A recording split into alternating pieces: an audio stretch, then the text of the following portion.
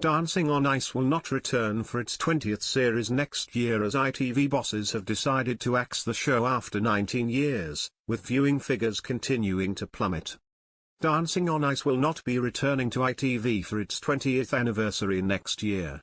The decision to cancel the show after a 19-year run means that former This Morning host Holly Willoughby is without any ITV programs for the first time since her debut on sitcom's Ministry of Mayhem in 2004. ITV executives have confirmed the termination of the show, which premiered in 2006, following a drop in viewership to less than 3 million for the most recent series. Judges Torvill and Dean have already declared their retirement from the show after the final dates of their tour in May. The latest finale, won by Coronation Street actor Sam Aston, attracted a mere 2.7 million viewers, a significant decrease from the estimated 12 million viewers in its heyday. An ITV spokesperson stated, following another successful series earlier this year, Dancing on Ice will be rested in 2026 with no current plans for another series. We would like to take this opportunity to thank all of the cast and crew who have worked on the show since 2006, and over the previous 17 series, for all of their hard work both on and off the ice. Following the decision to end the show, the set is reportedly being dismantled and put into long-term storage. Earlier in the week, Christopher Dean hinted strongly at the closure of a chapter, speaking emotionally about his and Jane's Our Last Dance tour. After the tour finishes in Nottingham, we'll be hanging up the skates as Torvill and Dean. Will it be a sad moment? Of course.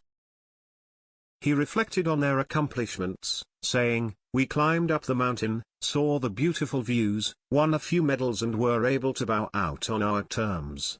The journey feels complete." The disassembly of the show's set was described by sources as the final nail in the coffin. With no celebrities being approached or auditions taking place, usual pre-series activities, concerns were raised. An insider disclosed to the press, "At this stage bosses are normally approaching celebs and auditioning them, but Terry's nothing, and with the set being dismantled, this can't be a good sign." This revelation follows reports from channel insiders to the Mirror about the potential cancellation of the Sunday night favorite, Dancing on Ice, after hitting all-time low viewership figures, a stark contrast to its prime when 12 million watched. Executives reportedly feel that the cost behind the show is only justifiable through massive audiences. Nevertheless, one source remarked, "It's had a good run for nearly 20 years and has a very loyal set of viewers who really love it, but the sad truth is Terry's just not enough of them. The ratings have dropped to a point where it's difficult to justify the cost." Last year, the program recorded its lowest ever live audience when only 2.9 million viewers tuned in for one episode, a significant decrease from the 3.6 million who watched the season premiere. This year, the show started with 2.9 million viewers but then saw a dip to 2.4 million. The 12 celebrity contestants often command six-figure salaries due to the intense months of training required to prepare them for their ice skating performances. ITV also shells out substantial fees for hosts Holly and Stephen, the 12 professional ice skaters, and the 4 judges, including ice skating icons Torvill and Dean, former Strictly star Auty Mabuse, and dance expert Ashley Banjo. The network also bears the cost of maintaining the custom-built ice rink at Bovingdon Airfield in Hertfordshire.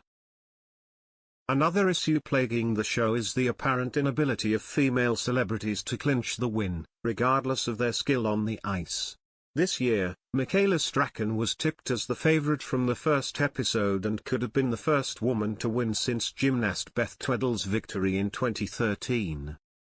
However, in the final, Coronation Street actor Sam Aston, who portrays the beloved character Chesney, received more votes.